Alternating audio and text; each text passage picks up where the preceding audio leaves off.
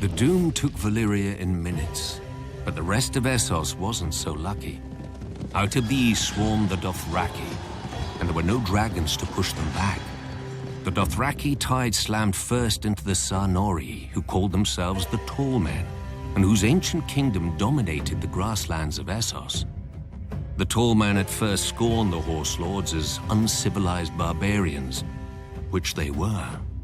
But Khal Mengo had united all of them into one Khalasar with one aim: to trample the world beneath their hooves and take other peoples as their herd. One by one, the cities of the Tall Men were overwhelmed. Still, they wouldn't unite against the Dothraki. Many didn't believe the tales of the rare survivors. No army could move so fast or strike so quickly.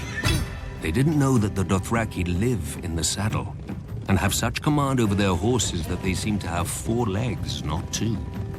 Where most archers fire from foot, the Dothraki fire from horseback. Charging or retreating, it makes no matter, they are just as deadly.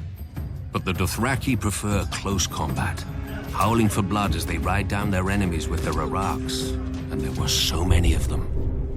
When Khal Mengo's son, Khal Moro, laid waste to the waterfall city of Sathar, renaming it the Place of Wailing Children, the Tall Men finally realized their peril. Led by a High King, they assembled a great army to break the Khals once and for all, and met the Dothraki on what would ever after be known as the Field of Crows. The 4 Khals commanded almost 80,000 horsemen between them. The Tall Men had 100,000 foot soldiers, 10,000 armored riders, 10,000 light horsemen, and 6,000 scythed chariots. As battle was joined, the earth-shattering advance of the Tall Men's chariots smashed through the center of the Dothraki horde, the spinning blades on their wheels slicing through the legs of the Dothraki horses. When one Khal went down before them, cut to pieces and trampled, his Khalasar broke and fled. The chariots thundered after the fleeing horsemen, and the High King and his armored riders plunged in after them, followed by their foot soldiers waving their spears and screaming in victory. But it was a trap. The Dothraki were not fleeing, as the Tall Men realized when the Horse Lords suddenly turned their horses and unleashed a storm of arrows. 2 more Khalasars swept down on the Tall Men's flanks, while another attacked them from the rear, cutting off their retreat. Completely encircled, the High King and his mighty host were destroyed. The Tall Men had stood for thousands of years. Now the crows feasted on their corpses, as the Dothraki squabbled over their valuables. The common wisdom is that the Dothraki tide finally broke upon the spears of the Unsullied at Quohor, saving Essos from the Horse Lords. In truth, the days when the Dothraki could threaten the entire world had already passed.